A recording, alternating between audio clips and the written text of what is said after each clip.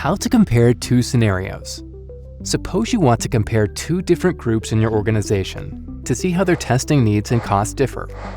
For example, the office staff and the warehouse staff in a manufacturing facility, or students and teachers in a school. Follow along in this example. The table on the bottom left shows the calculator's results for the office staff in a manufacturing facility. There are 30 members of the office staff, and 75% of them are fully vaccinated. Now, we want to see the warehouse staff, who have the same mitigation strategies, except only 45% are fully vaccinated.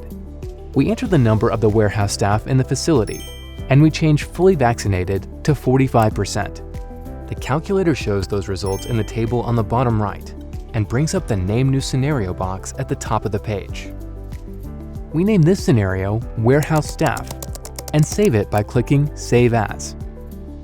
When we click Save As, the new scenario has been named Warehouse Staff.